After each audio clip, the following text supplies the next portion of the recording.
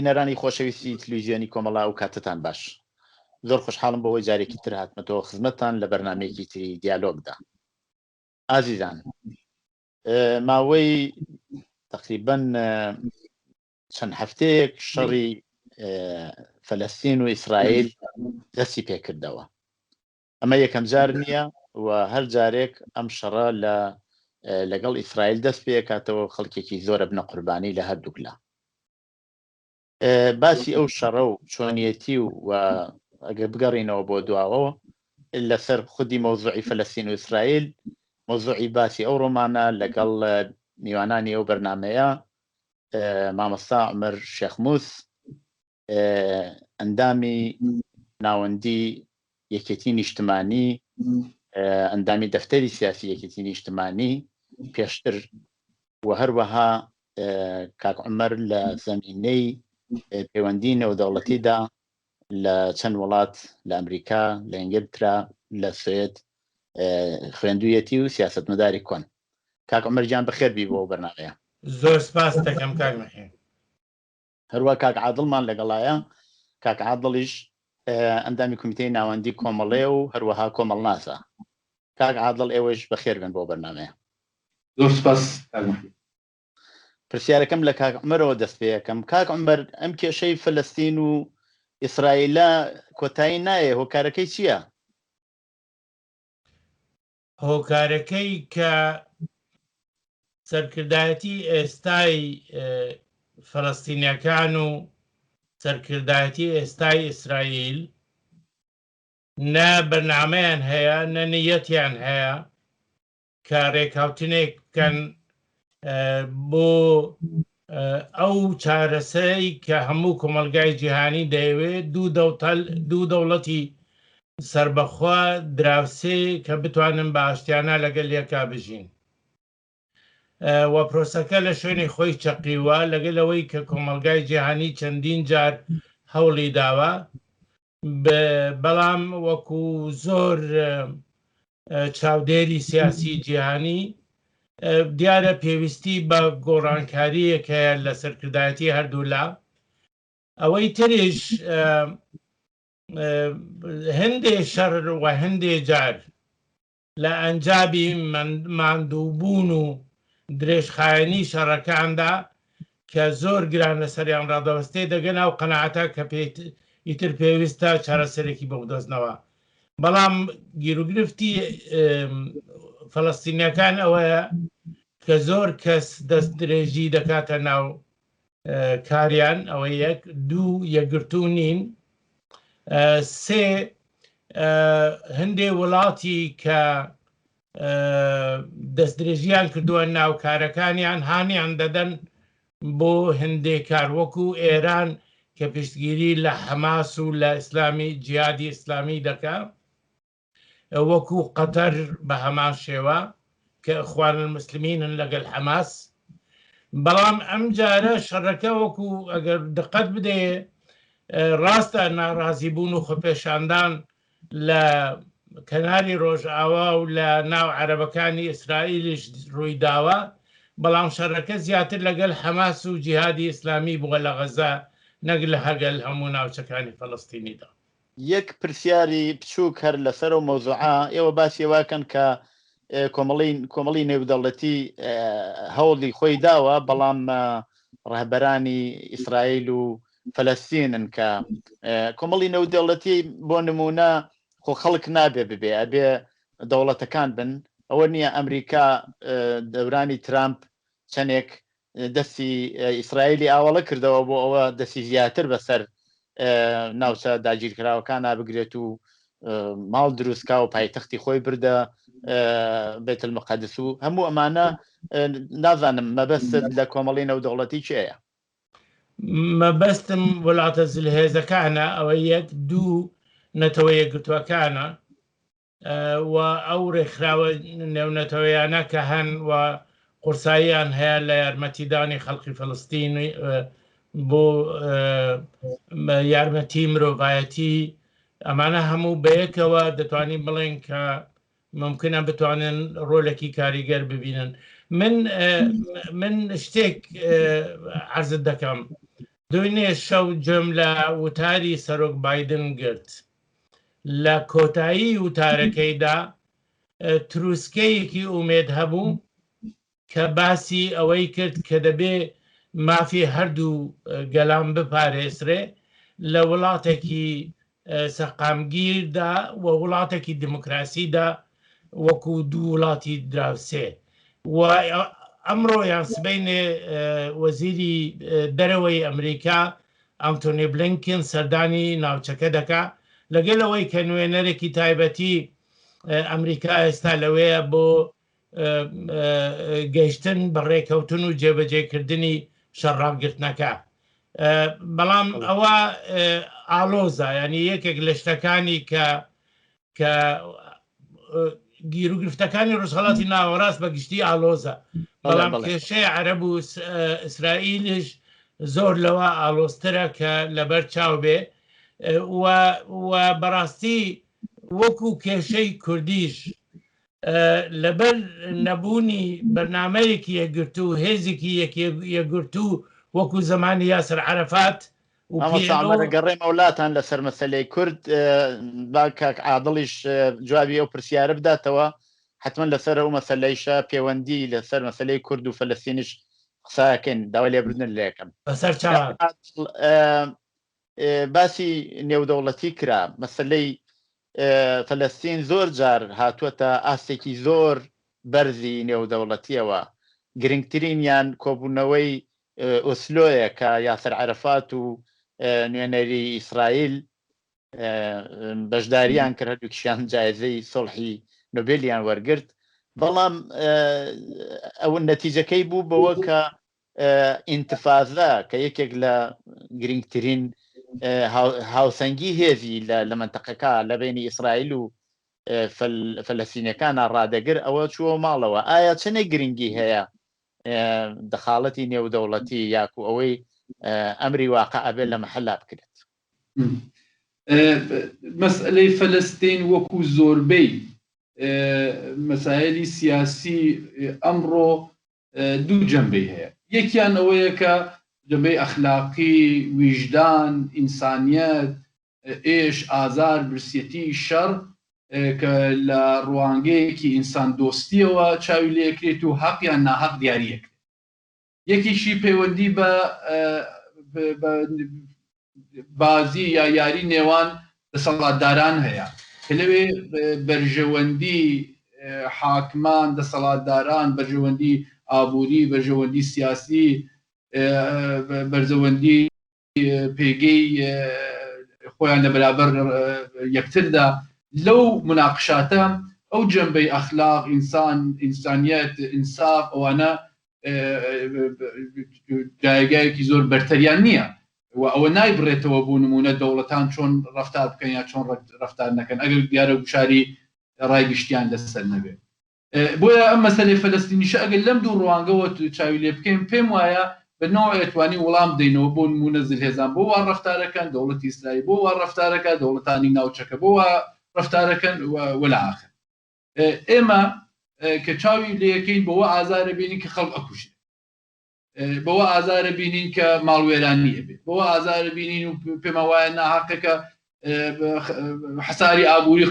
خراوەتە سەر خەڵکی فەلەستین بەوە تێکەچین کە هێزی ئیسلامی لەو فەزای کە دروست بووە بەهێزە بێت و سواری شەپۆلی ئەو کێشانە ئەبێت ئەوە ئەڵێن حەق و ناحەق لەو بینادا چێوە بۆ بە نەتیجە ناگات مەسەلەی سەر لەو ناوچەیە بەڵام کە چاو لە پەیوەندی نێودەوڵەتی یەکدین پەیوەندی نێودەوڵەتی ئەوەی کە ئاڵێن بەرژەوەندی دەوڵەتان زۆرترێ بێتەوە یا بەرژەوەندی ئەو ئاکتەرانەی کە پێگەیەکی بەهێزیان هەیە ئەتوانێت دەوڵەت نەبێ شرکەتێکی نەو نەتەوەیی بێ کە پێگەیەکی گەورەی هەیە و لەوێ تاسی لەسەر ڕووداوەکاندانێ ئێستا لە ڕووی وجدانەوە لە ڕووی ئەخلاقەوە لە ڕووی بەرپرسایەتیەوە لە ڕووی ئینسانیەتەوە کێشەی فەلەستینە بێ ڕێگەیەکی بۆ بدرۆزێتەوە کە دوایی حتمەن دەینەستەری دوو وڵات و فەلەستینەکانی وڵاتی خۆیان نەبوو هەمووە بەڵام لەو ڕووەکەیترەوە ڕێگە حەل نییە لەبەرەوەی کە ئێستا نە لە بەرژەوەندی دەوڵەتی ئیسرائیلدایە کە وڵاتێکی فەلەستین دروست بێ نە لە بەرژەوەندی دەوڵەتی ئەمریکایە کە وڵاتێکی سەربەخۆ لەوێ دروست بێ و وڵاتانی عەرەبیش بەکردەوە پێیان خۆش نییە ئەو کێشەیە حەل و فەسڵ بێ چونکە هەمیشە وەکو کارتێکی بازی لەگەڵ ئیسرائیل کەڵکی لێ وەرەگرن تەنانەت لەگەڵ ئەمریکا کەڵکی لێ وەرەگرن بە کۆتاهاتن یا زیادەڕەوی لە خواستی خەڵکی فەلەستین ئەوان نەتوانن پێگەی خۆیان ڕابگرن و ئەوە نانەوێ ڕۆژێ لە ڕۆژان ئەو کێشەی یەکسرە چارەسەر بکرێ فلستینەکان وڵاتی خۆیان هەبێ وتر عەرەبستان و قەتەر و ئوردون و ئەوانە نەڵێن بە ئیسرائیل یا بە ئەمریکا ئەو کێشەش هەیە ئێمەش نفوزمان تێدا هەیە و ئاوانز بەوە وەربگرین لەو ڕووەوە ئەو پێوتێ پەیوەندی نێونەتەوەیی لەوێ پەیوەندیەکی ئانارشیستیە لەوێ خۆ پۆلیس و دادگا و دادوەر و وەکیل و ئەوانە نی بیبڕنەوە کە بڵێن دەوڵەتی مەجبور بەوە بکەن بۆ نمونە حەقی خەڵکی فەلەستین بە ڕەسمیەت بناسرێن چەندانە بڕیارنامە و گرێبەست بە لە دژی ئیسرائیل لە ماوەی ئەم چەند ساڵە لە ساڵی 1948ەوە تۆمار کراوە و دەرچووە هیچ کەسێک نییە دەوڵەتی ئیسرائیل بتوانێت ناچار بکە کە پابند بێ بە بڕیارنامەکانی ڕێکخراونەتەوە یەکگرتوەکان بۆ نمونە لەو نەزەرەوە دەوڵەتان لە مەیدانی نێونەتەوەیە سربەخۆن بۆ معنا هیچ مەرجعێکی سەرەوەتر نییە کە ناچاریان بکە بەم یا بەوشت مەگەرەوەیکی لە دژایەتی لەگەڵ یەکترا ئەوەی کە بەهێزە بتوانێت ئەوەی تر لە سەحنە لابە بۆ نمونە دەوڵەتی ئەمریکا دەوڵەتی سەدام حوسێنی وەلانە بە قودرەتی خۆی بەهێزی خۆی بەهێزی سەربازی خۆی ئێستاش ما هیچ هێزێکی تروان نبینی لە ناوچەکە بە گژ ئیسرائیلدا بچێەوە ئیسرائیل ناچار بکە مافی بۆ نمونە خەڵکی فەلەستین بدا لەو نەزەرەوە نەل پەیوەندی نێونەتەوەیەکان ئێستا ئەو بوارە بە ئێمە ئەدا کە چاوەڕێ بین ڕێگە حەلێ بدرۆزێتەوە بۆ خەڵکی فەلەستین و نە لەو لاشەوە خەڵکی فەلەستین بۆ خۆیان لەوەندە بەهێز و یەکگرتووە وەکو مامۆستاش فەرمووی هەن کە بەهێزی خۆیان بتوانن ئەو مافی خۆیان بەدەست بێنن مامۆستا عومەر زۆر سپاس کاک عادڵ مامۆستا عومەر هاوسەنگی هێز زۆر بەلای ئیسرائیلایە ئاخر خۆ نابێت ئێمە لە کاتێکدا باسی کێشەی فەلەستین و ئیسرائیل بکەین کە ئیسرائیل زۆر فشاری بۆ هاتووە مەجبورە دفاع بکات لە خۆی ئەسڵ وان نییە لە منتەقەیەکە هێرشەکرێتە سەر شێخ منتەقەی ئەو واقعلوا بوو شێخ جەراح بەڵێ لەوێ قەولوا بوو خانوو دروست کرێ هێرشەکرێتە سەر و خەڵکەی کە ناڕزایەتی دەرەبڕن و ئەبێ شتێکی ئەوە گەورەی لێکەوێت و دواییش هەر لە کاتی خەڵکە چن بۆ مزگەوت لەبێ دیسان توندیژیان لەگەڵا ئەکەن و شەڕەبێ بە شەڕێکی ئاوا قرس کە بە دەیان و سەدان موشک ئاڕاستی ئەمبەر و ئەو بەرەکرێت باسی ئەوەم کرد کە بە تەوری واقعی لەوێ وەزن بەلای ئیسرائیلە هێزگار زۆرە ئەوە لەلایەکەوە ئەو فشاری وڵاتانی عەرەبیشە نییە کە جاران بوو کاک عادڵ ئیشارەیەکی پێکرد بەڵام ئێستا بەشێکی زۆر لە وڵاتانی عەرەبی غەیرە ئوردن و مەسر ئەوانیش لەگەڵ ئیسرائیل تێکەڵ بوون و ڕابطەی دیپلۆماسیان هەیە بۆ سەرڕای ئەوە ئیسرائیل هێشتا هەر زەختی زیاتر هێنێ بۆ ئەو بەشە چکۆلەی منتەقەی فەلەستین گۆڕانکاریەک لە سیاسەتی ئیسرائیلدا هاتووە پاش ئەوەی کە هێزی لوکود و هێزی ڕاسترەوی ئیسرائیلی هاتوونەتە سەرکار کە یان نەتانیاهۆیە و هاوپەیمانەکانی نەتانیاهۆیە ئەگەر تەماشا بکەی حکوومەتەکانی ئیسرائیلی زمانی پارتیکار کە دامەزرێنەرانی ئیسرائیلن لە ڕاستیدا و بزوتنەوەی زایۆنیستیان لە ئیسرائیل دامەزراند سیاسەتیان زۆر ئینسانیتر بوو زۆر نەرمتر بوو زۆر ئامادە بوو کە ڕێکەوتن بکە لەگەڵ فەلەستینیەکانە یان مەسەڵەن من زۆر باشم لە بیرە کە لە 56 لە 67 ئیسرائیلەکان ئامادە بوون کە ئۆتۆنۆمی بدەن بەو ناوچانەی کە کەوتۆتە ژێردەسەڵاتی ئەوان یان لە ئەنجامی شەڕی 67 تا داگیریان کردووە و سیاسەتێکی زۆر دموکراتیانەیان هەبوو بەرامبەر بە فەلەستینەکان بەڵام کە هێزی ڕاسترەوی ئیسرائیلی و لوکود هاتوونەتە سەرکار هەرچەندە مەناهیم بێگینش لە لوکود بوو و ڕێکەوتنی 1970 کرد لەگەڵ مسرا ڕێکەوتنی کام دەیڤد مبەستمە بەڵام حکوومەتی نەتانیاهۆ و ئێستا سەرێشەیەکی زۆر گەورە بۆ ئیسرائیل دروست بووە خەریکە سیستمێکی ئەپارتاید لە ئیسرائیلە دامەزرێنێ و ئەوە وای کردووە کە عەرەبەکانی ئیسرائیل هیچ لۆهەشت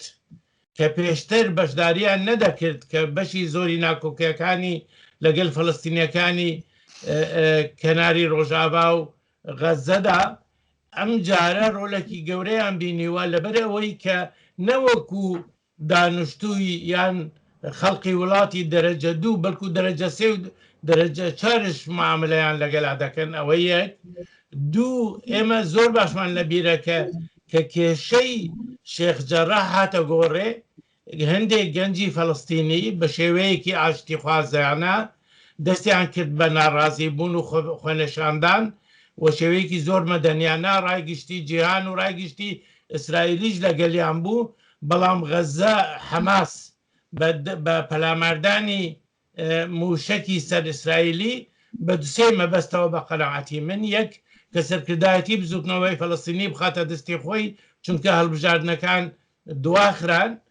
دوو من زۆر بە قەناعەتێکی تەواوە باوەڕم لەوەدا هەیە کە ئێران حەماس و ئیسلامی جیهادی هانداوە کە ئەو مەسلەیە بکەن بۆ ئالۆزی تێکەوەی بەڵام لێرە مەبەستێکی استراتیجی ئێران هەیە کە زۆر کەس دقەتی نەداوەتێ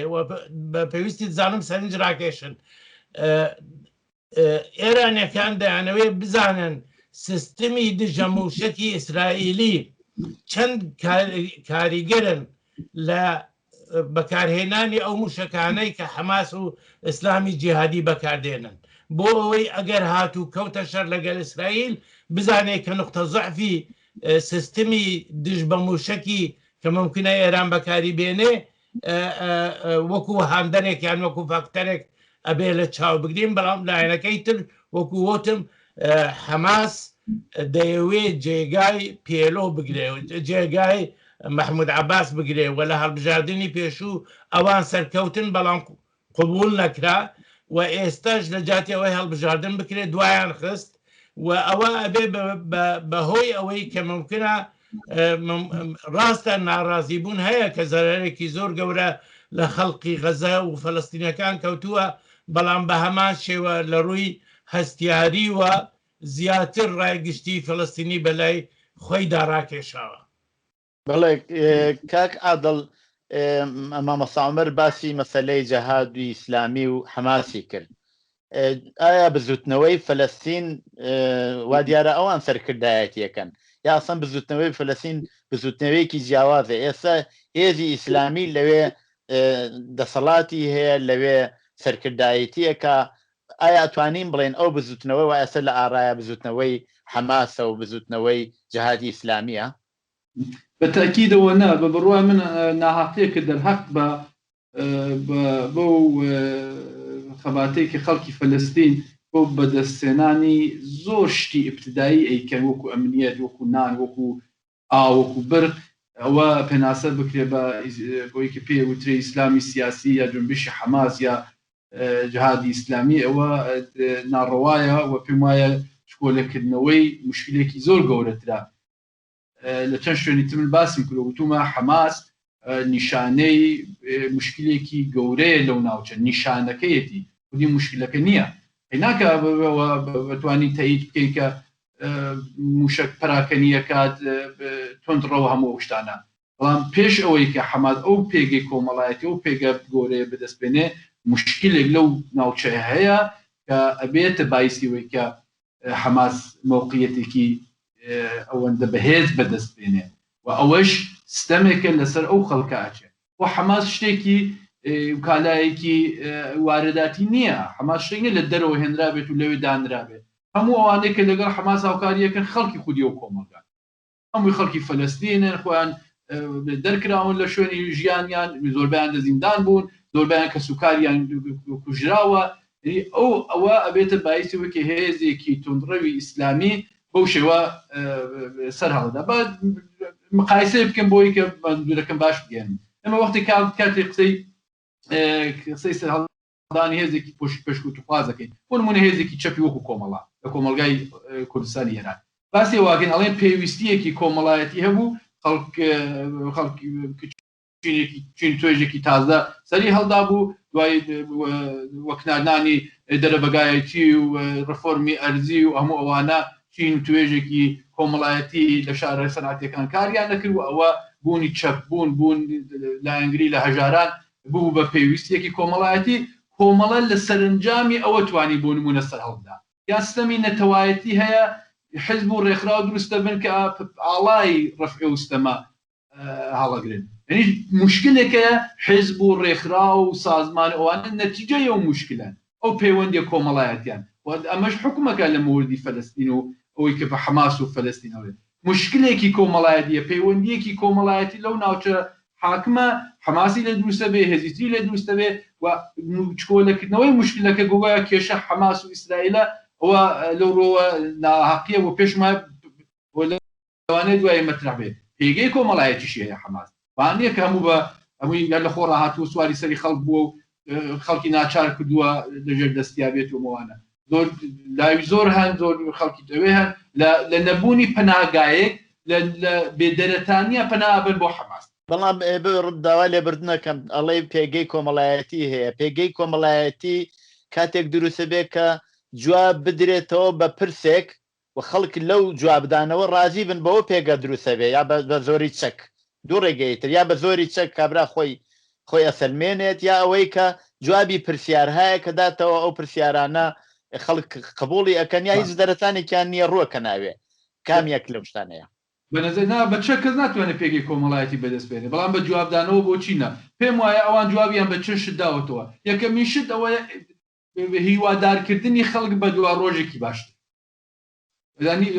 خۆیان تەسەورێکیان لە خۆیان بەدەستەوە داوە کە ئەوان ڕزگاری بەخشن کە ئەوان پشتیوانیەکەن ئەوان هێزیان هەیە ئەمنیەت ئەپارێزن لە هەمووشی ئەو گفتمانی ئیسلامە کە دنیایەکی عاقبەت هەیە هەمووان لە جێگەی خۆی ئایا غێرە واقعیە بەڵێ غێرە واقعیە حەماس ناتوانێت دوا ڕۆژێکی باشە بۆ کۆمەڵانی خەڵک بەدی بێنێ بەڵام خەڵکێک کە دەرەتانی نییە کە بەدیلێکی تر نابینێ نزیکترین بەدیل هەڵبژێرێ وەکو ئەوە لەگەڵەوە مقایسە بکەن بۆ بە ملیاردها خەڵک هێشتا هەر باوەڕیان بە خوددا هەیە مەگە خوددا بوونی خۆی سلماندووە بەڵام هەیە لەبەرەوەی کە خەڵک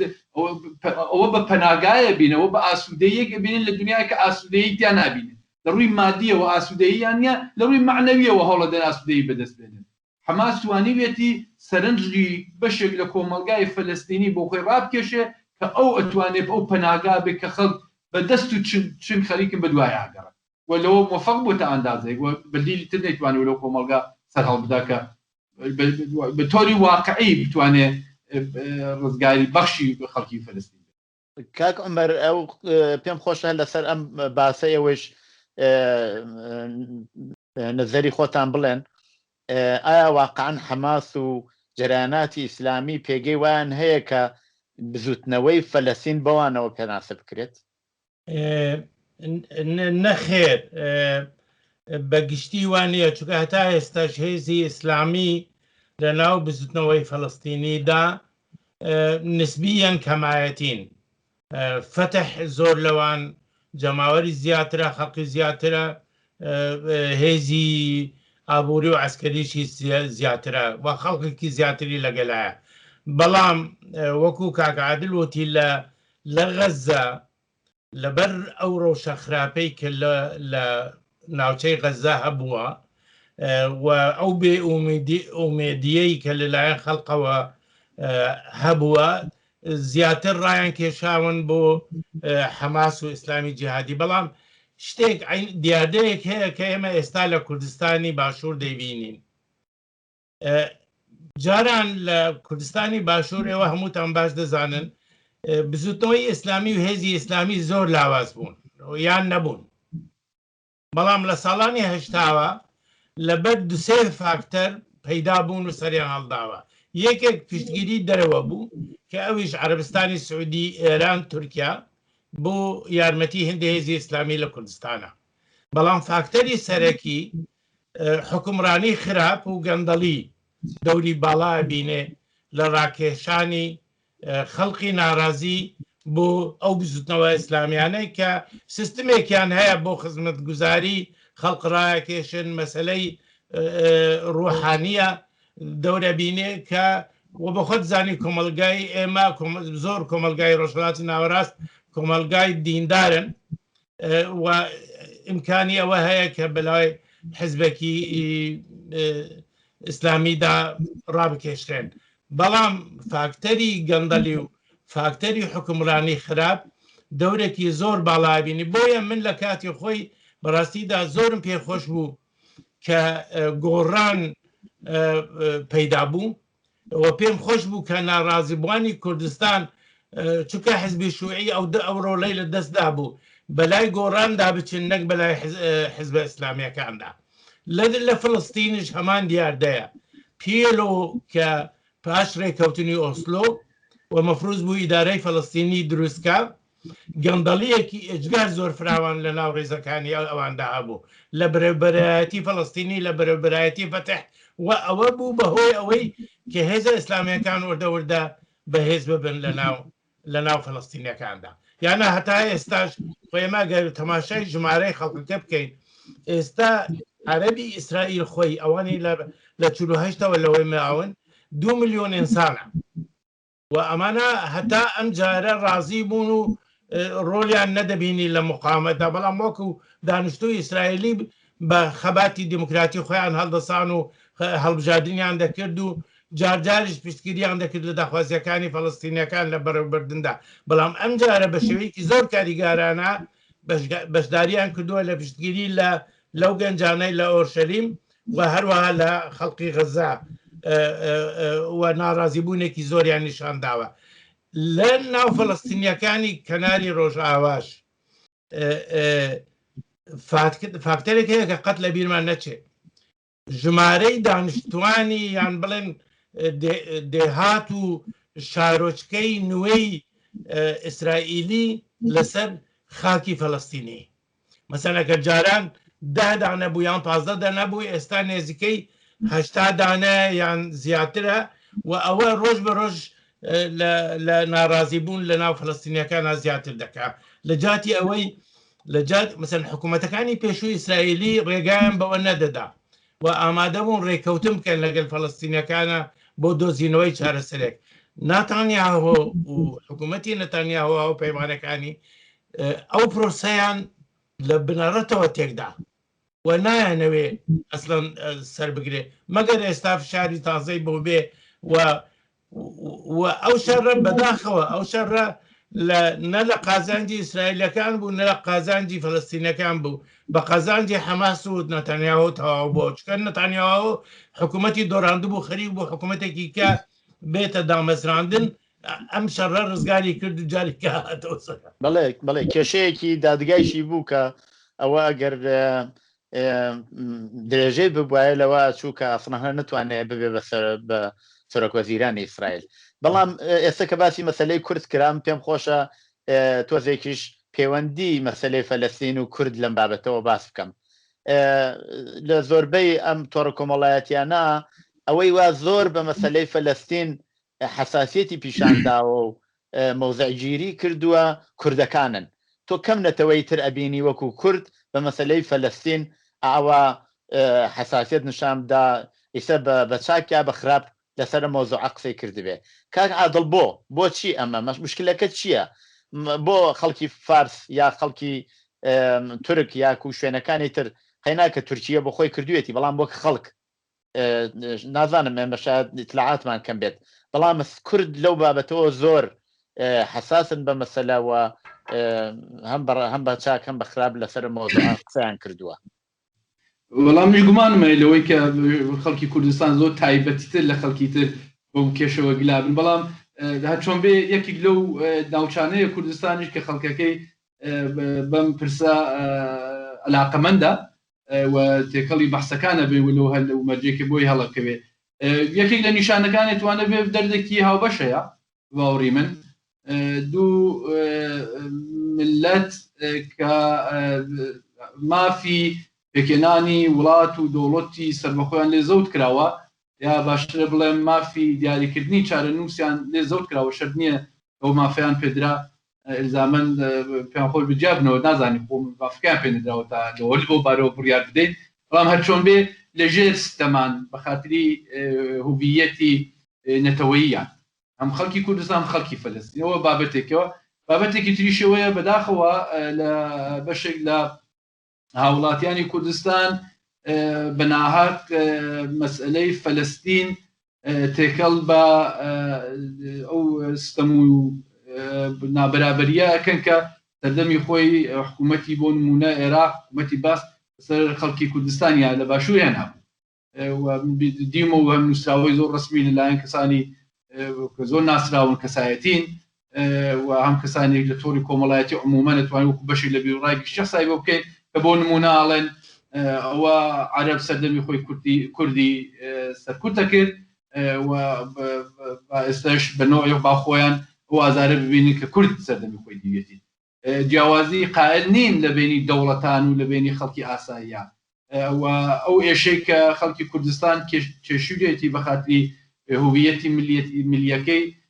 لە جیاتیەوەی کە بڵێ هیچ کات ئارزوو ناکەم هیچ خەڵکێکی تر لەم دنیا ئەو ئازار و ئەو استثمار و ئەو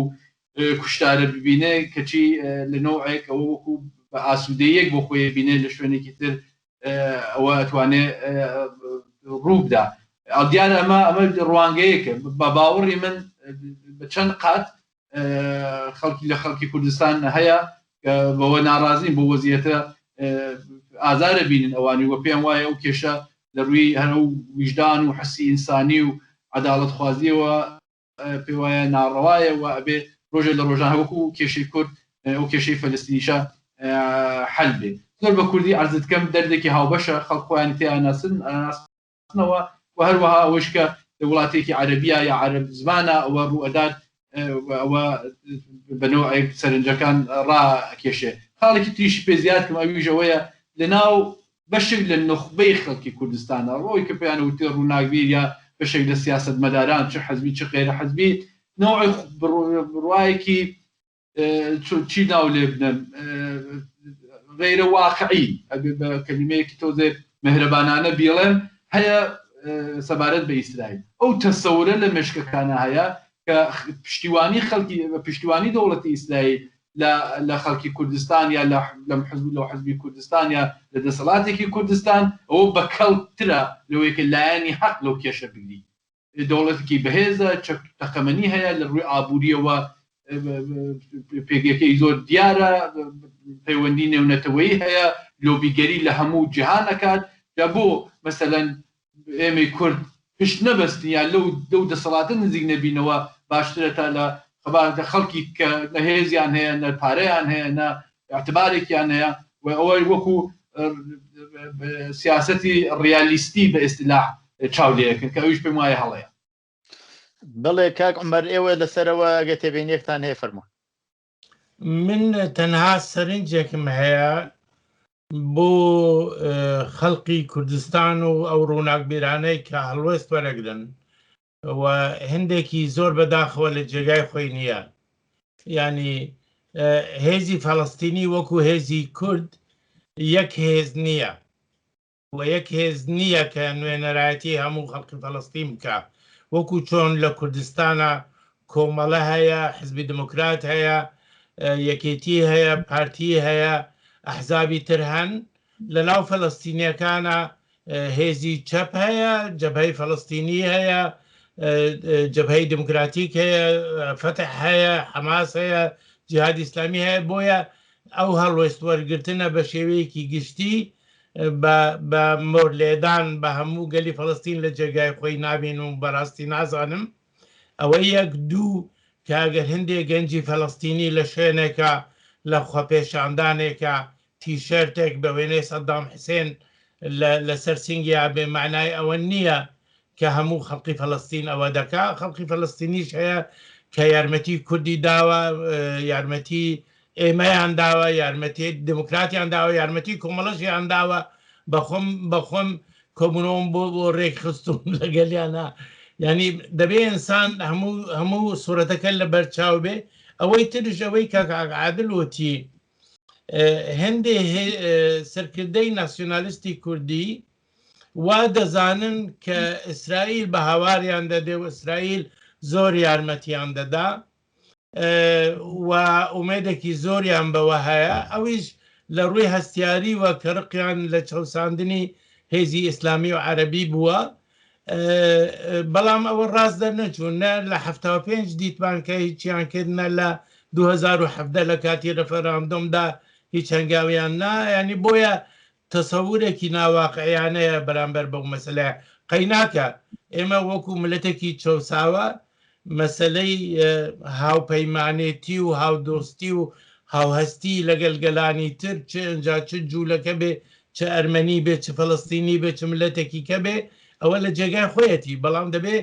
بە شێوەیەکی زۆر واقعیانە بیر لەو مەسەلانە بکەین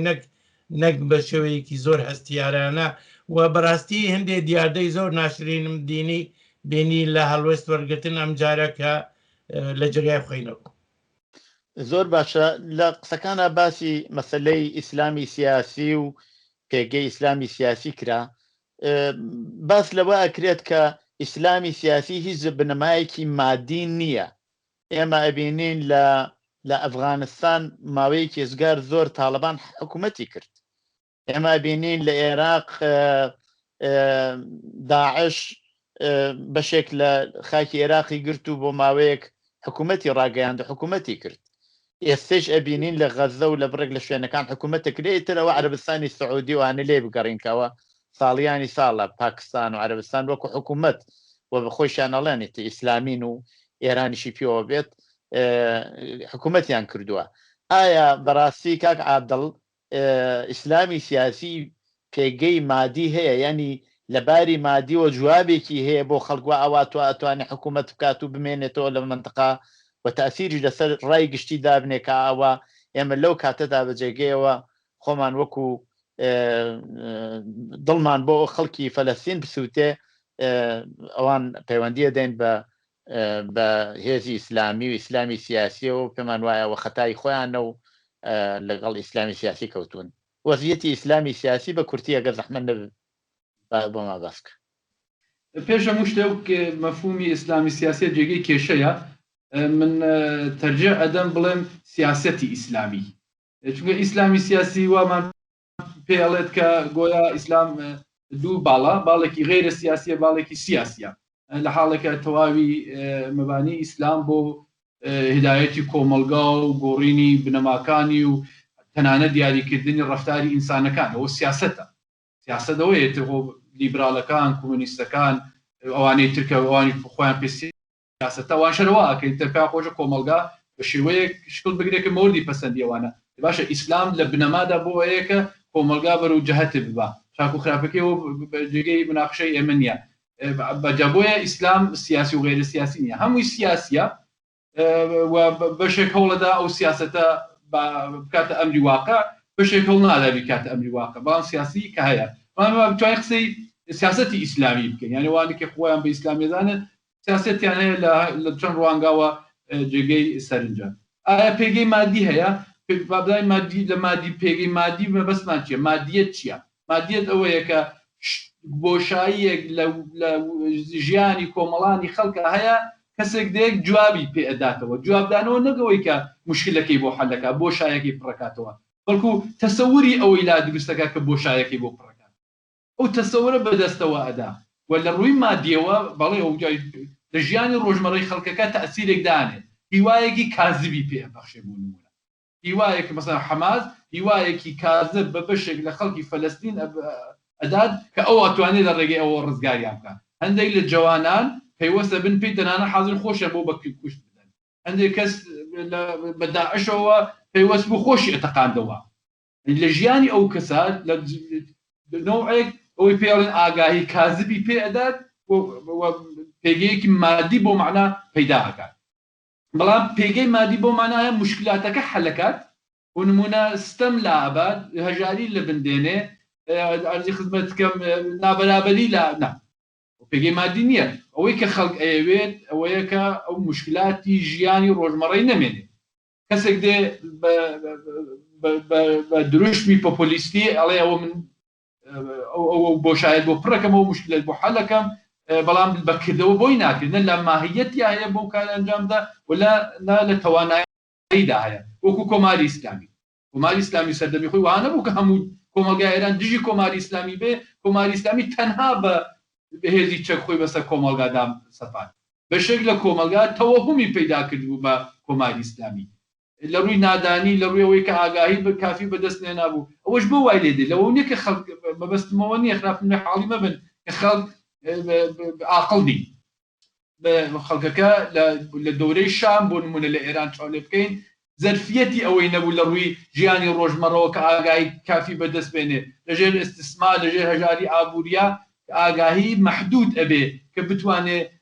هەڵبژاردنێکی دروست لە بینی بەدیلەکان بکە ئەوەی کە دەنگی بەرزتر بوو ئەوەی کە ئیمکاناتی زۆرتر بوو خەڵکی زۆرتر ئەتوانێت قووە بەلای خۆیدا جەلب بکە دا لەو نەزەرەوە زۆر جوابێکی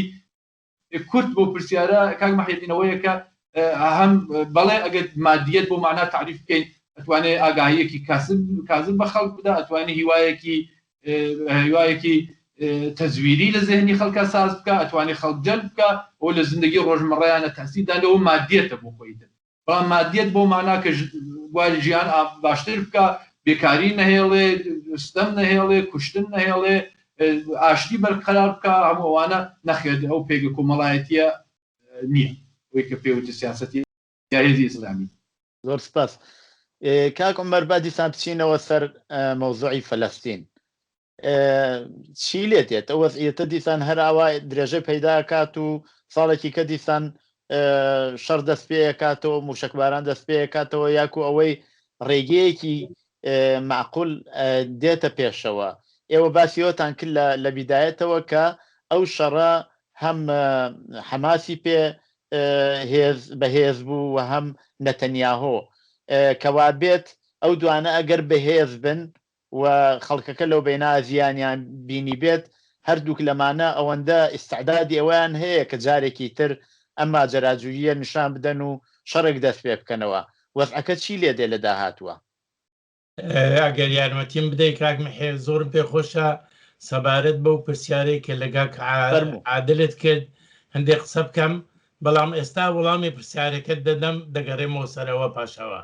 تکاوە گرنگە بە قەناعەتی من بەنسبەت ئەو پرسیارەی کە ئێستا کردت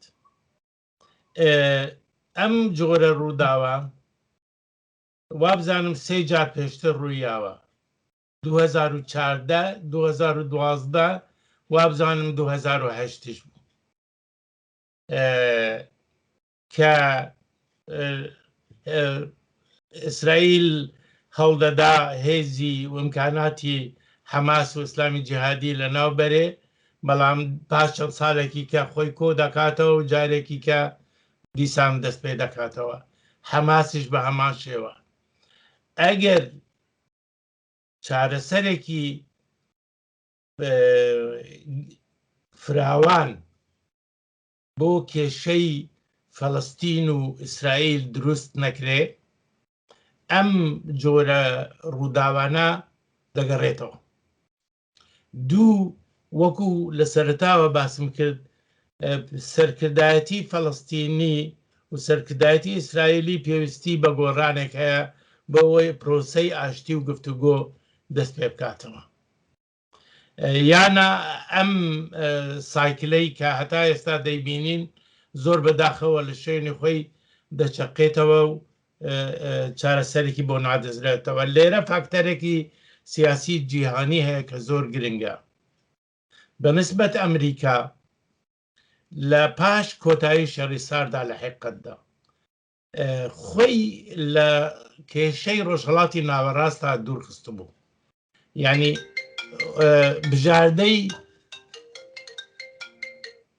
بژاردەی یەکەمی سیاسەتی دەرەوەی ئەمریکان نەمابوو بەڵام سەدام حوسێن بە داگیرکردنی کوێیت وڵاتانی جیهانی دیسان ڕاکێشا بە ڕۆژهەڵاتی ناوەڕاست ئێستاش بەنسبەت لە کاتی سەرۆک ئۆباماوە تا ئێستا بژاردەی یەکەمی ئەمریکا ڕوبەڕووبوونەوەی چین و رووسایە نەک ڕۆژهەڵاتی ناوەڕاست یعنی خۆی ئامادە کردووە کە لە ناوچەکەتە بکشێنێ بەڵام ئەگەر دەرفەتێک پەیدا بوو بۆ ئەوەی چارەسەرێک بۆ کێشەکە بدۆزرێتەوە بێگومان ئامادە دەبن کە بێنە ناوی و بەڵام ئێستا نایەنەوەی هەموو ئیمکاناتی خۆیان بە خۆماندوو بکەنەوە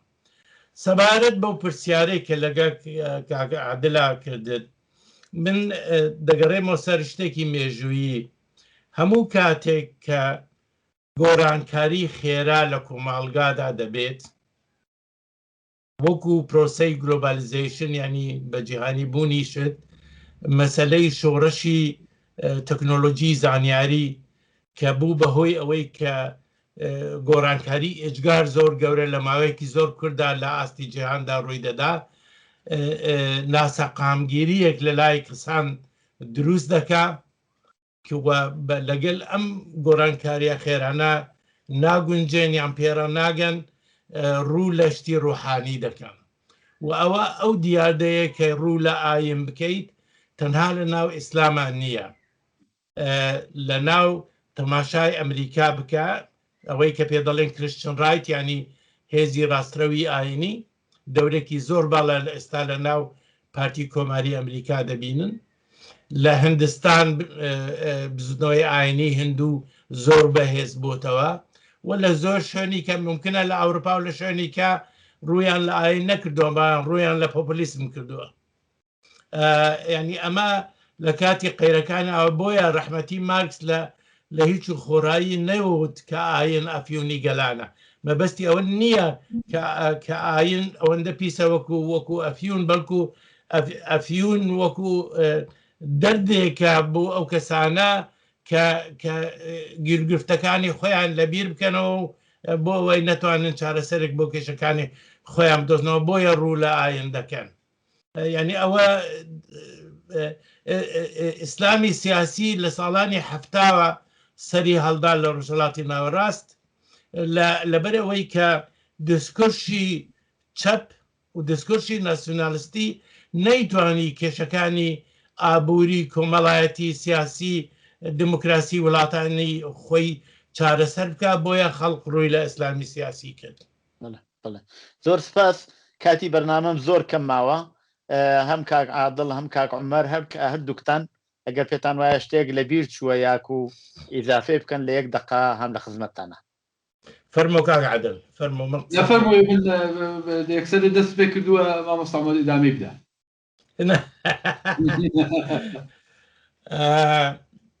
وەڵا ئەوەی کە زۆر گرنگە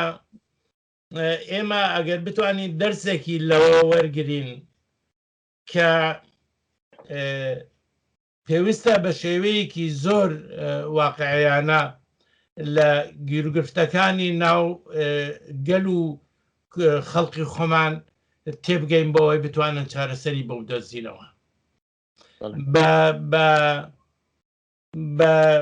بەشتی تیۆری زل و بە ئامانجی گەورە بەبێ ئەوەی هەنگاونان بەرەو ئەوە باوەڕ ناکەم بگەینە ئەنجام بەنا من هەموو جارێ شتێکی زۆر هاسان دەڵێم کە ئەوەندە فەلسفەیەکی گەورەش نییە ئەگەر یەکگرتوو بین بەهێز دەبین سەرش دەکەوین